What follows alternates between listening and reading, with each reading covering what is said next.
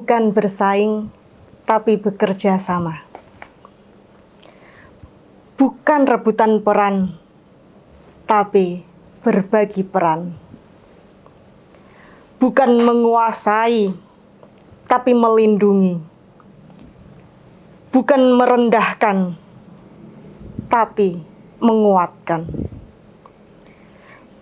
Bukan kesamaan, tapi kesepakatan. Assalamualaikum warahmatullahi wabarakatuh. Halo Yunda Nasia semua. Jumpa lagi di podcast Bincang Keluarga Tangguh Nasia. Oke, kali ini sudah ada saya sendiri di sini dengan Desita, dan di samping saya sudah ada Yunda Amalia Ulinuha. Kita berikan tepuk tangan dulu ya. Oke, Yunda Ulin ini Bendahara Umum Pimpinan Wilayah Nasyidul Aisyah DIY ya, teman-teman Yunda. Mungkin pasti udah pada kenal juga ya.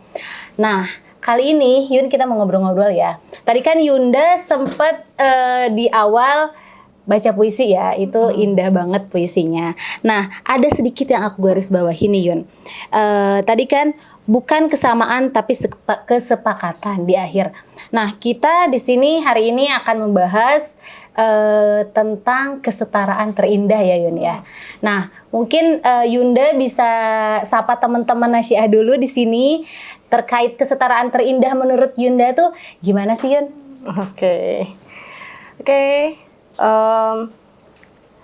Bagi saya kesetaraan terindah itu ya walaupun hanya pendek tapi sudah saya tuangkan dalam puisi itu gitu. Jadi bukan rebutan peran, bukan bersaing, bukan siapa yang lebih berkuasa gitu, dan bukan kesamaan gitu. Kadang-kadang kalau kita bicara tentang gender, feminis itu ada pro kontra gitu, termasuk para ahli agama gitu kan masih mengatakan bahwa pemimpin perempuan itu laki-laki gitu. Jadi saya tidak ingin berdebat tentang itu gitu ya. Itu ranah yang berbeda. Jadi bagi saya sebagai khalifah fil ardi gitu ya, antara perempuan dan laki-laki ya punya peran yang sama gitu, punya tanggung jawab yang sama gitu, dan tentunya punya visi yang sama bagaimana kita bisa mati husnul khotimah dan berkumpul di surga gitu. Jadi bukan kesamaan kalau berbicara tentang gender atau feminis. Kan sering tuh kalau kesamaan tuh apa-apa sama, perempuan bisa gini, laki-laki harus bisa gini gitu kan. Laki-laki bisa, bukan artinya yang kayak gitu. Ya, jadi ya kesepakatan gitu, karena saya lahir dari keluarga yang bapak ibu bekerja dari kecil gitu. Jadi ada momen yang memang saya lihat sendiri, bukan ibu saya yang memasak di dapur gitu, malah bapak saya kayak gitu. Jadi ada momen-momen seperti itu, dan orang tua saya ya anak kecil ya sempat protes, kok ibu nggak pernah masak gitu, atau kok ibu pergi terus, karena ibu saya kantoran jadi paling sering keluar kota gitu. Sedangkan bapak saya guru, jadi at least dia di rumah. Iya, lebih banyak kalau di rumah ya Yun ya. Kalau anak-anak libur, bapak juga libur. Kalau ibu kan enggak. Gitu ya. Sempat protes-protes anak kecil kayak gitu. Dan yang selalu diajarkan adalah setiap rumah tangga itu punya aturan masing-masing, dan yang penting itu adalah kesepakatan. Jadi misal kalau bapak saya memasak itu bukan sesuatu yang menyalahi aturan atau betapa durhakanya ibu saya gitu, enggak gitu. Jadi mungkin ya gitu sih. Jadi kuncinya adalah kesepakatan gitu. Dan itu bapak ibu saya ajarkan dari dulu gitu. Oke Yun, membahas Yunda dengan keluarga, basicnya keluarga Muhammadiyah juga ya Yun ya.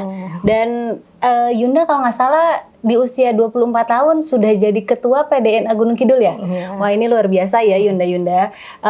Bisa nggak, maksudnya itu mungkin berbagi tips dengan kami semua di sini di usia muda itu, dan perempuan khususnya, tantangan apa sih maksudnya itu yang terjadi di usia muda, dan kan Yunda belum berkeluarga ya. Maksudnya istilahnya kalau ketika kita berkeluarga mungkin kita sudah ada keluarga yang kita pimpin secara kecil gitu ya Yun ya. Nah, sedangkan belum berkeluarga dan sudah menjadi ketua PDNA Gunung Kidul, itu tantangannya seperti apa Yun? Dan bagaimana cara Yunda menyikapinya di usia muda itu? Ya, mau dibilang bukan penyesalan sih, tapi bagaimanapun itu sebuah pengalaman yang luar biasa, mendewasakan diri. Awalnya kayak dipaksa dewasa gitu ya. Dipaksa keadaan. Iya, dipaksa keadaan. Di usia itu gitu, saya juga baru di Nasiah gitu, sebelumnya di IMM. Kemudian berada di situasi yang lingkungannya sudah berkeluarga gitu kan. Di masyarakat yang multikultural, itu pertama kalinya juga terjun ke masyarakat. Dulu kan anak kampus gitu kan. Oh iya, mahasiswa ya. Tiba-tiba berkecimpung gitu di Nasiah yang notabene ibu-ibu muda gitu ya. Target dakwahnya itu berbeda gitu. Betul. Ya, tantangannya adalah tentu diri saya sendiri tantangannya. Bagaimana itu tadi. Ini nanti masuknya ke filosofi pemimpin gitu ya. Gak apa-apa Yun, nanti kan kita akan tahu, oh nanti ke depannya, maksudnya setelah ini gimana Yunda bisa ini berkembang dari mulai tadi berkecimpung di Nasiah. Oke. Ada sahabat saya pernah berkata bahwa menjadi seorang pemimpin itu tidak boleh takut dengan kesendirian dan kesepian. Gitu. Jadi karena istilahnya harus ngemong banyak orang gitu. Jadi ya saya belajar untuk mengenal orang dan mentreatment orang sesuai dengan apa ya, gelagatnya gitu mungkin, dengan atau masing-masing orang kayak gitu. Kalau saya sendiri dulu awalnya itu punya prinsip bahwa memimpin atau berbicara tentang leadership itu adalah sebuah seni mempengaruhi hati. Jadi yang kita gerakkan kan hatinya gitu. Jadi ya tantangannya itu menggerakkan hati itu tuh ternyata susah ya gitu. Apalagi dengan berbagai karakter beda-beda Yun ya. Kemudian di Gunung Kidul kan ya memang dari segi pendidikan kan masih agak, di sana nggak ada sedikit yang mahasiswa di sana. Kebanyakan mahasiswa kan merantau. Jadi tenaga mudanya kayak gitu tuh atau kader-kader mudanya itu tidak berdomisili di sana, itu tantangannya. Yang ada kader-kadernya yaitu, yang ketiga tantangannya adalah tentang mindset. Termasuk mindset tentang itu tadi laki-laki dan perempuan kayak gitu. Nah, menarik Yun, membahas mindset tentang laki-laki. Nah, bagaimana sih pandangan Yunda dalam memilih laki-laki sebagai pasangan Yunda? Saat itu kan single gitu kan maksudnya tuh. Nah, artinya ketika kita sebagai aktivis, pasti kan kita punya kriteria tersendiri yang minimal ya mungkin paham dengan kondisi kita, kesibukan kita, aktivitas kita. Nah, itu gimana sih pandangan Yunda dalam memilih pasangan? Dulu waktu berikhtiar gitu ya, saya punya satu syarat. Oh, apa tuh Yun? Semuanya boleh lah, maksudnya tuh melarang saya untuk bekerja nggak apa-apa. Tapi jangan larang saya untuk berkegiatan, maksudnya berkegiatan sosial ya dalam hal ini gitu. Jadi saya mau dijadikan ibu rumah tangga dengan senang hati gitu ya. Tapi jangan larang saya untuk berkegiatan gitu. Itu pandangannya. Yang kedua atau syarat ya itu tadi ya. Tapi yang berikutnya itu tadi, kalau saya melihat ya memang kalau menemukan seseorang untuk menjadi teman hidup tuh memang harus yang sevisi ini kan beda-beda ya tiap orang gitu. Jadi nggak punya kriteria khusus gitu harus yang tinggi atau umur sekian atau apa gitu, nggak ada. Tapi ya namanya jodoh itu ya saya percaya cerminan diri. Yang kedua sekufu bukan ukuran kita ya, tapi itu ukurannya Allah gitu ya. Sekufu itu seberapa itu tuh Allah gitu. Yang ketiga yaitu tadi, bagaimana kadang-kadang kan ini ya, kita tidak kekurangan rasa cinta, tapi mungkin kekurangan rasa persahabatan.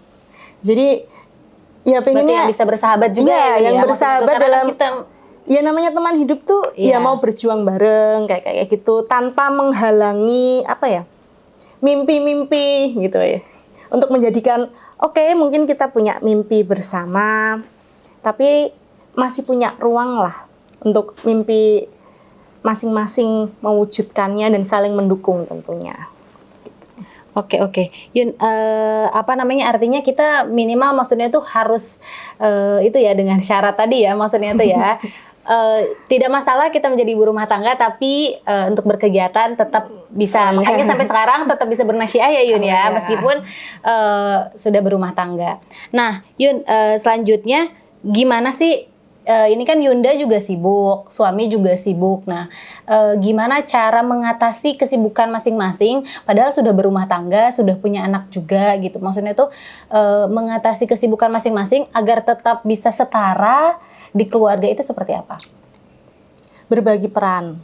Oke, ya. Berbagi peran. Kemudian ya tahu tanggung jawab dan kewajiban masing-masing. Komunikasi itu penting ya. Kalau di keluarga yang saya bangun itu kita tetap mungkin ekspresi cintanya termasuk dengan anak-anak itu quality time. Karena kalau kesibuk itu kan berurusan dengan waktu ya. Jadi bagaimana kita mengatur agar waktu yang sedikit itu tadi berkualitas gitu. Artinya pasti ada ya Yun ya, sesibuk apapun dalam 1 minggu itu selalu quality time dengan cara jalan mungkin gitu ya, atau gimana Yun? Bersama keluarga, cara quality time-nya? Atau Cara cukup di rumah? time-nya iya cukup di rumah, keluar juga sering, biasanya malam ya, jadi makan malam gitu. Iya. Tapi kalau pagi udah jamnya berbeda, sarapannya ya karena buru-buru sekolah ya nggak bisa kan sarapan bersama, siang di luar semua gitu kan. Jadi makan malam ya, makan malam itu kemudian sholat jamaah. Alhamdulillah kalau ada bapaknya, anak-anak tuh mau sholat berjamaah gitu ya. Tapi kalau nggak ada bapaknya, wah itu pentingnya ya Yun ya, maksudnya pentingnya sosok ayah di rumah tuh seperti itu ya Yun ya, maksudnya tuh yang mungkin kadang sama kita sebagai ibunya tuh cuek gitu ya, tapi ketika ada ayah itu mungkin merasa bisa berkumpul, jadi melakukan aktivitas ya seperti tadi sholat berjamaah gitu ya Yun ya, dan makan kayak gitu atau main anak-anak kan oke lah, mungkin bagaimanapun di era sekarang tuh nggak bisa kalau nggak screen time gitu ya. Iya betul. Tapi kalau di saat ada bapak ibunya, ya kami berusaha untuk benar-benar tidak memegang gadget dan main. Iya. Dongeng, main banyak hal lah. Hal-hal sepele kadang-kadang hanya apa itu? Petak umpet. Dengan tapi justru anak-anak tuh seneng ya, maksudnya tuh ya. Kadang mungkin yang menurut kita harus jalan gitu, padahal nggak selalu gitu ya Yun, artinya Yun ya. Justru anak-anak tuh hanya sekedar bermain di rumah dengan orang tuanya lengkap itu sudah sangat senang ya. Ya, hadir utuh lah, untuk anak-anak di rumah gitu. Nah Yun, membahas kesetaraan, pernah nggak sih Yun terpikir kenapa Yunda tidak terlahir sebagai laki-laki? Pernah nggak mungkin gitu kan? Pernah waktu SD udah kelas 5 lah. Oh, itu masa-masa yang memang kalau ini ya udah lumayan beranjak remaja ya. Pengen diakui sebagai orang dewasa waktu itu tuh. Dan aturannya kalau di orang tua saya itu maghrib udah nggak boleh keluar. Oh iya. Dan sedangkan kalau laki-laki itu saya masih anak pertama sih ya, tapi untuk main-main kayaknya seru ya gitu loh. Iya. Banyak mungkin tidak terlalu banyak beda ya gitu ya. Karena stereotip masyarakat di Indonesia itu untuk perempuan tuh luar biasa, dan di usia SD saya sudah istilahnya berontak dalam pikiran gitu. Bukan kufur nikmat kenapa saya dilahirkan sebagai perempuan, tapi lebih ke kenapa laki-laki boleh, kenapa perempuan nggak bisa gitu dan ya. Masyarakat kenapa kok stereotipnya seperti itu ya untuk menjudge perempuan dan laki-laki itu kok seperti itu, termasuk soal warna, terus mainan. Ya itu saya Iya. kayak gitu. Kenapa dipetakan gitu Iya. ya? Sedangkan saya kan punya adik cowok, jaraknya nggak jauh. Oh. Jadi kita sering mainan tuh bareng-bareng, berbagi barang lah, tanpa kotak-kotak itu ya. Iya. Ya berarti kan orang tua saya juga mendidiknya tanpa mengkotak-kotakkan. Tapi value itu berbenturan dengan lingkungan. Gitu. Jadi tetap saja ya. saya juga bertanya-tanya gitu. Termasuk tadi ya Yun ya, terkait bisa memasak dan yang memasak itu siapa? Betul ya Yun ya. Tadi kan Yunda cerita kalau di rumah itu ayah sering masak. Itu sebetulnya saya sendiri juga kayak gitu. Di rumah tuh kalau misalkan dibilang lebih enak masakan, kadang tuh lebih enak masakan ayah saya. Tapi itu artinya tidak menjadikan ibu saya juga jadi tidak melakukan kewajibannya gitu ya Yun ya.